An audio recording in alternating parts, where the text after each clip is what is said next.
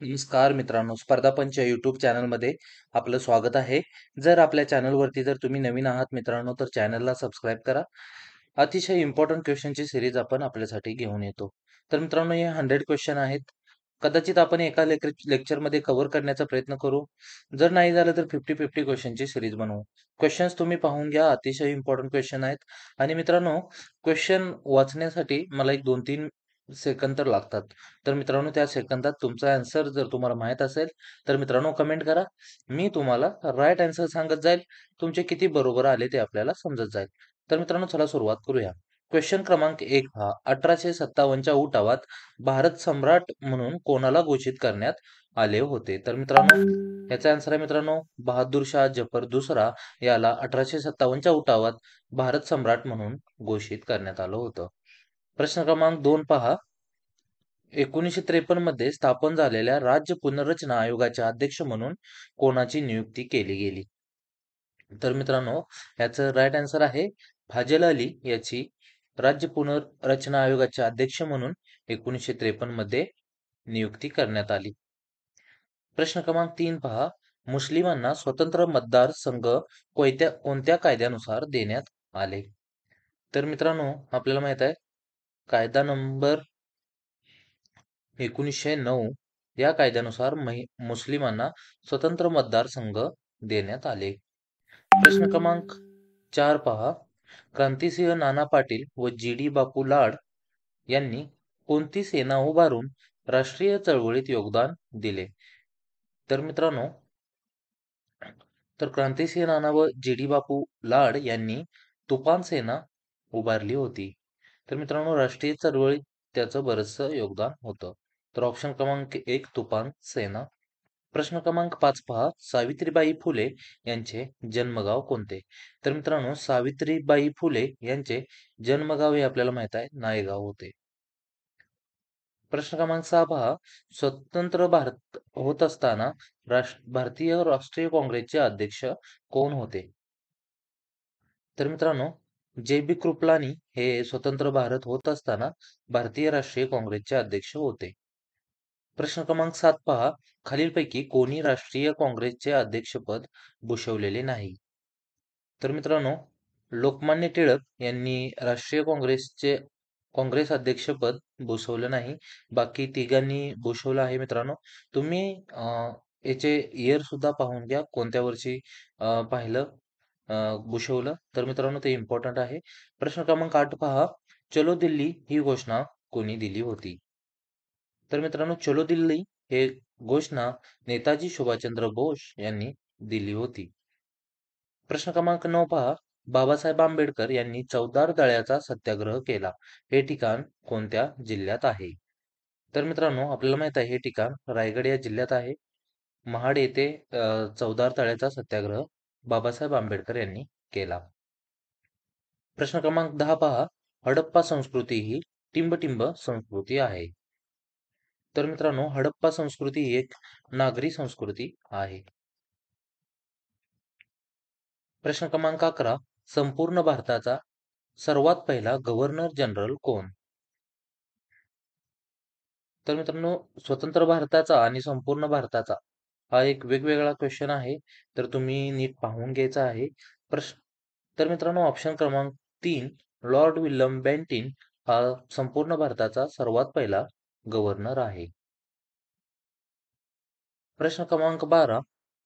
प्रार्थना समाजाची स्थापना कोणी केली? तर मित्रांनो, प्रार्थना समाजाची स्थापना आत्माराम पांडुरंग तरखडक यांनी केली. प्रश्न क्रमांक 13 पहा. सायमन कमिशनवर भारतीय जनतेने बहिष्कार घातला कारण? मित्रांनो, सायमन कमिशनवर भारतीय जनतेने बहिष्कार घालण्याचे अनेक कारणे होते. तर मित्रांनो, या ऑप्शन पैकी मित्रांनो, ऑप्शन क्रमांक 2 यात एकही भारतीय व्यक्ती नव्हता, हे राईट आन्सर आहे. प्रश्न क्रमांक 14 पहा. विश्वास पाटील यांची महानायक ही साहित्यकृती खालीलपैकी कोणाच्या जीवनचरित्रावर आधारित आहे? तर मित्रांनो, विश्वास पाटील यांची महानायक ही जी साहित्यकृती आहे ती नेताजी सुभाषचंद्र बोस यांच्या जीवनावरती आधारित आहे. प्रश्न क्रमांक 15. मराठी सत्तेचा उदय हे पुस्तक कोणी लिहिले? तर मित्रांनो, मराठी सत्तेचा उदय हे पुस्तक न्यायमूर्ती रानडे यांनी लिहिले. प्रश्न क्रमांक 16 पहा. शनी शिंगणापूर हे तीर्थक्षेत्र कोणत्या जिल्ह्यात आहे?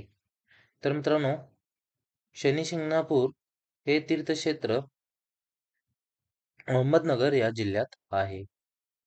प्रश्न क्रमांक 17. लोकसंख्येच्या दृष्टीने महाराष्ट्राचा भारतात कितवा क्रमांक लागतो? तर मित्रांनो, लोकसंख्येच्या दृष्टीने महाराष्ट्राचा भारतात दुसरा क्रमांक लागतो.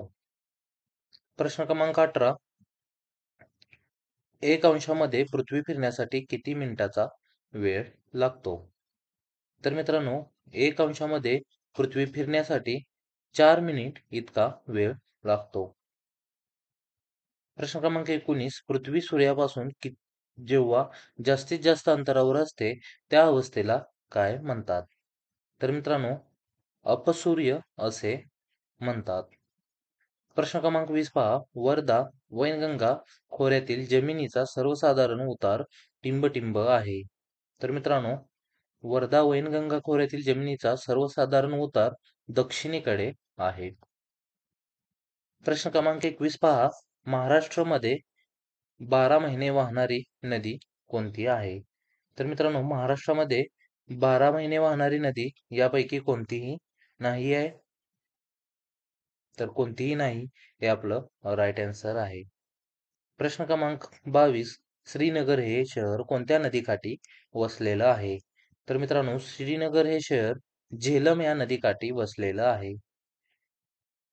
प्रश्न क्रमांक 23. कोणत्या 2 ग्रहांना उपग्रह नाहीत? तर मित्रांनो, बुध आणि शुक्र हे 2 जे ग्रह आहेत त्या दोन्ही ग्रहांना उपग्रह नाहीत. प्रश्न क्रमांक 24. महाराष्ट्रात मोनोरेल कोणत्या शहरात चालू आहे? तर मित्रांनो, महाराष्ट्रात मोनोरेल ही मुंबई या शहरात चालू आहे. प्रश्न क्रमांक 25. महाराष्ट्राचे भरतपूर म्हणून खालीलपैकी कुठले अभयारण्य ओळखले जाते? तर मित्रांनो, महाराष्ट्रात जितके अभयारण्य आहेत त्या अभयारण्यापैकी कोणत्या शहराला भरतपूर या नावाने ओळखले जाते? तर मित्रांनो, नांदूर, मधमेश्वर हे जे आहे त्यालाच आपण भरतपूर या नावाने सुद्धा ओळखतो. प्रश्न क्रमांक 26. गाविलगड गाविलगड किल्ला कोणत्या जिल्ह्यात आहे? तर मित्रांनो, गाविलगड हा किल्ला अमरावती या जिल्ह्यात आहे. तर मित्रांनो, कमेंट करत चला आन्सर. भरपूर फायदा होईल तुम्हाला. तुम्ही स्वतःला किती येतं ते यातून सुद्धा समजू शकेल मित्रांनो. प्रश्न क्रमांक 27. आग्रा हे शहर कोणत्या नदीकाठी वसलेलं आहे? तर मित्रांनो, आग्रा हे शहर यमुना या नदीकाठी वसलेलं आहे. प्रश्न क्रमांक 28. औरंगाबाद शहराचे प्राचीन नाव कोणते? तर मित्रांनो, औरंगाबाद या शहराचे प्राचीन नाव आपल्याला माहित आहे. खडकी हे नाव होतं मित्रांनो. आता मित्रांनो, छत्रपती संभाजीनगर हे नाव सध्याचं आहे. प्रश्न क्रमांक 29. खालीलपैकी एक जोडी बरोबर आहे ते ओळखा. तर मित्रांनो, चिक्कू घोलवड ही जोडी बरोबर आहे. तर घोलवडचे चिक्कू भरपूर फेमस आहेत. प्रश्न क्रमांक 30 पहा. खालीलपैकी कोणत्या ठिकाणी औष्णिक विद्युत निर्मिती प्रकल्प नाही? तर मित्रांनो, जळगाव, अकोला, चंद्रपूर या ठिकाणी औष्णिक विद्युत प्रकल्प आहेत व अमरावती या ठिकाणी औष्णिक विद्युत निर्मिती प्रकल्प नाहीत. तर मित्रांनो, भरपूर क्वेश्चन सेट आहे आपल्याकडे. व्हिडिओ आपण कंटिन्यू करणार आहोत. तर मित्रांनो, लगेच पुढच्या व्हिडिओ तुम्हाला तुमच्यापर्यंत पोहोचणार आहे. तर मित्रांनो, 30 पैकी किती आन्सर तुमचे बरोबर आले आम्हाला कमेंटमध्ये नक्की कळवा. आणि नेक्स्ट व्हिडिओ पाहण्यासाठी मित्रांनो आपल्या चॅनलला सबस्क्राईब करा, व्हिडिओला नक्की लाईक करा मित्रांनो. धन्यवाद.